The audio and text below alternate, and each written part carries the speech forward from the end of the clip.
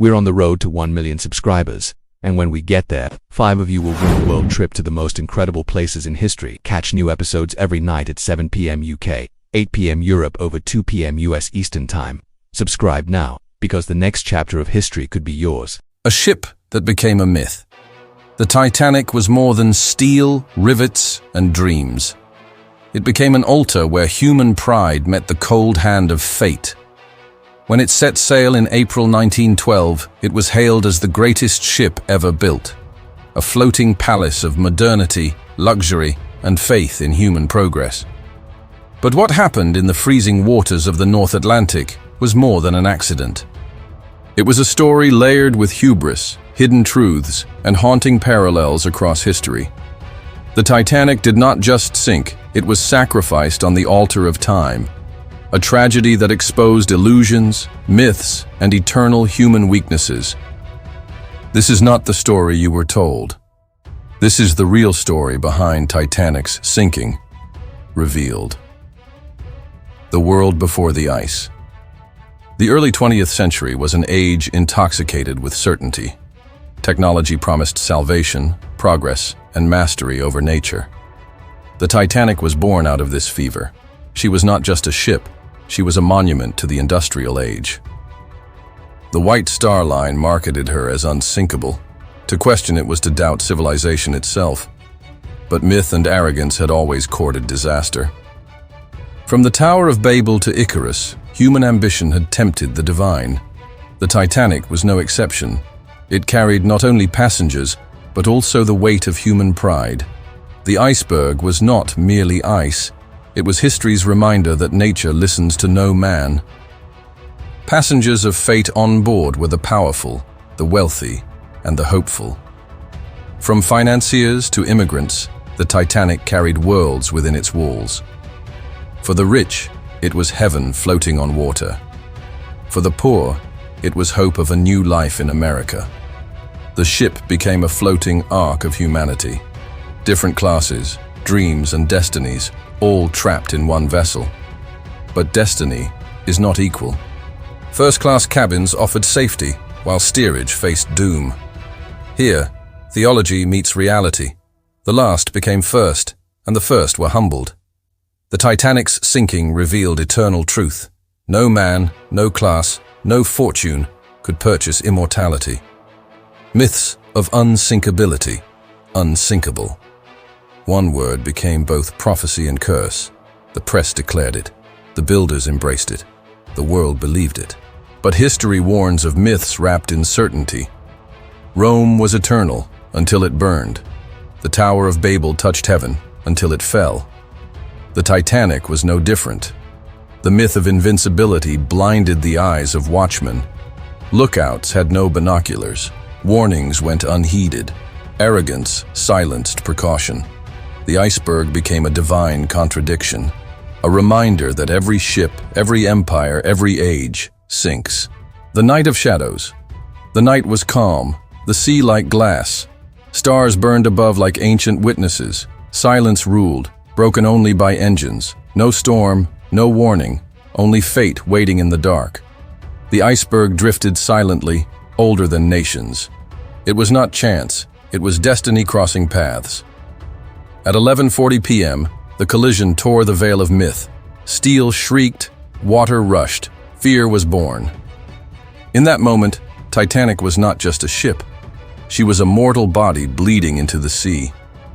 Panic spread, yet denial lingered. The myth of safety died harder than the ship. The orchestra of doom. As panic spread, the band played. Violins cut through the freezing air like prayers. They performed hymns, ragtime, and finally, Nearer My God to Thee. It was not entertainment, it was ritual. The music was defiance against chaos, a shield against terror, a hymn against despair. Here, theology met psychology. Faith and denial dressed themselves as melody. Passengers wept, not only for death but for beauty. The orchestra turned tragedy into sacred theater. In literature, this was the chorus of Greek tragedy. In psychology, it was collective coping. The band's sacrifice became immortal. Not soldiers, not kings, Musicians carried history's memory. The sound faded, but its echo never died. Titanic's hymn still vibrates across time. Lifeboats and the price of class. The Titanic carried 20 lifeboats, far fewer than needed. Even these were lowered half-empty. Class determined survival. First-class passengers found space. Steerage fought locked gates. The sea became an executioner of inequality, a stage where privilege bought moments, not salvation. Theology asked, "Is fate fair?" Psychology answered, "Humans protect their own." Some men disguised themselves as women. Others clung to codes of honor. Yet many women and children still drowned. Numbers betrayed the illusion of order. The Titanic became an ark of judgment. Wealth offered comfort, but not eternity. In the lifeboats, survivors looked back. The ship sank, so did illusions of progress, conspiracies, and the hidden story. From the moment it sank, whispers began. Was it truly an accident or a planned sacrifice? Some claimed the Titanic was switched with her sister ship, Olympic, a conspiracy for insurance disguised as tragedy. Others spoke of warnings ignored, of secret cargo hidden below decks. Bankers and industrialists appeared in the theories. Did the ship carry enemies of powerful men? Theology turned it into a tale of divine justice. Psychology saw patterns where chaos reigned. History remembered both fact and rumor. Truth became inseparable from myth. Every great disaster births conspiracies.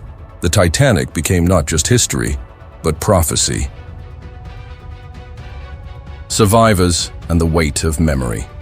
700 lived, over 1,500 did not. Survivors carried scars deeper than frostbite. They bore witness to humanity's breaking point. Some never spoke of it again. Others relived the screams every night. Psychologists call it survivor's guilt. Theology calls it a burden of fate. Culture called them chosen, but they felt cursed. Their lives became testimonies and warnings. Writers, poets, and filmmakers turned them into legend. But they were only human, haunted, fragile, wounded. Survival is not always victory. Sometimes it is a sentence carried for life. The Titanic sank once in the ocean, but it sank again in the memory of the living. Titanic and ancient myths. The Titanic was not the first to meet such fate. History echoes with sunken dreams. The Tower of Babel rose too high. Icarus flew too close. Atlantis drowned beneath the sea. Each tale carries the same warning. Human pride tempts the gods, and nature answers. The Titanic joined this chorus of myths. A modern Atlantis swallowed by cold waters. Theology framed it as divine justice. Psychology called it the illusion of control. Literature recognized it as archetype. The hubris of men, the silence of the divine. Cultures across time told the same truth. The Titanic was not an exception. It was tradition reborn. When steel sank into salt water, myth was fulfilled. The iceberg was scripture written in ice. The psychology of denial disaster does not strike instantly. It arrives in stages, cloaked in disbelief. When the Titanic struck the iceberg, passengers laughed. The shock was dismissed as a minor jolt. Denial is the first defense of the human mind. It shields us from truths too large to grasp. Some continued to drink champagne. Others danced as if nothing happened. Even as water filled the lower decks, the illusion of safety held its grip. Psychologists call it normalcy bias. We assume tomorrow will mirror today. But fate does not honor expectation. The sea devoured both laughter and denial. The Titanic became a study in human psychology, our refusal to face death until it stares back. Technology's broken promise.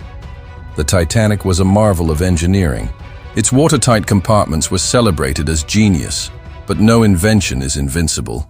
Steel may bend, but pride shatters first. The wireless telegraph crackled with warnings, but arrogance drowned the signals. Technology, theology, psychology, All collided. Humans believed they had conquered nature. The ship was worshipped like a golden idol. Progress became religion, steel its scripture. When it sank, the myth collapsed. Machines bowed before the sea. Literature called it a parable. The 20th century learned technology cannot replace humility. The Titanic remains a shrine to broken promises. Progress without wisdom is merely polished doom. Titanic in literature and film. The sinking became more than memory. It became art, retold across generations. Poets mourned it as divine judgment. Novelists turned it into modern epic. In cinema, Titanic became romance and tragedy, from black and white reels to Hollywood spectacle. But beneath the stories lies obsession. We retell it because it tells us. The Titanic is not about steel and water. It is about ourselves, our faith, our pride, our fears. Every retelling is ritual, a cultural attempt to master what cannot be undone. Theology calls this remembrance sacred. Psychology calls it trauma woven into myth. Literature ensures the Titanic never sinks. Each word lifts it back into eternal memory. The financial iceberg. The Titanic was not only tragedy, it was economy, money, and loss. Insurance companies bled millions. Investors watched fortunes vanish overnight. For White Star Line, it was humiliation, a monument of debt at the bottom of the sea. But the financial story was larger. It mirrored the fragility of empires. 2 years later came World War I. Nations themselves would sink like ships. The Titanic became prophecy, a symbol of wealth's illusion of permanence. Psychology revealed greed's blindness. Theology warned of idolatry of gold. Cross-cultural parallels abound, from Babylon's fall to Wall Street's crash. The Titanic was not just a shipwreck, it was a rehearsal for a century of collapse. Modern parallels and warnings. The Titanic is not ancient history. Its warnings echo in modern times. Nations call themselves invincible. Corporations claim to be too big to fail. Airplanes, skyscrapers, economies, each declared immortal. But all are icebergs waiting to be met. The pandemic revealed our illusions of control. Financial crises sank nations like ships. The Titanic whispers, hubris never changes. Steel or silicon, pride still cracks. Psychologists say denial is eternal. Theologians say judgment repeats. The iceberg is not gone. It waits. In every century, in every empire, it returns. The Titanic's lesson is simple, yet ignored. Progress without humility is a ship doomed to sink. Memory, myth, and immortality. The Titanic lies 2 miles deep. Rust and silence guard its remains. But memory floats above the waves. A myth too strong to drown. Survivors died, but their stories live. Songs, films, and books resurrect them. The ship became immortal not by steel, but by tragedy transformed into legend. Theology calls it resurrection through memory. Psychology calls it cultural immortality. Every generation revisits the Titanic, not to learn history, but to face itself. It is no longer a shipwreck. It is scripture of human pride and pain. The Titanic did not just sink. It ascended into the eternal ocean of myth. The real story revealed. The Titanic was not only metal torn by ice, it was humanity exposed before the abyss.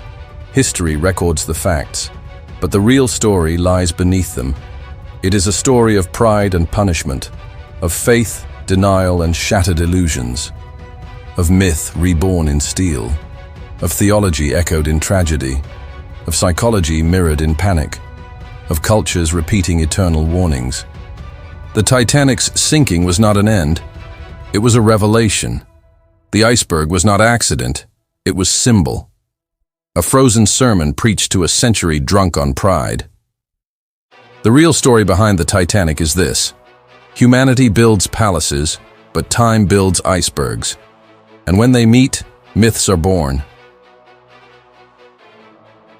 You've just unlocked another chapter of sacred truth, and your journey with God's wisdom continues. Return tomorrow at 11 a.m. Eastern Time, when a fresh revelation may brighten your path and strengthen your faith. Be sure to subscribe and hit that bell so you never miss a blessing-laden episode. Share this scroll of knowledge with family and friends. For when truth is shared, God's mercy envelops us, guiding and blessing in every circumstance. Your curiosity is our compass. Tell us in the comments which mystery you'd like to explore next, and together we'll unveil it by His grace. Until next time, stay faithful, stay watchful. May God's mercy and blessings be upon you always.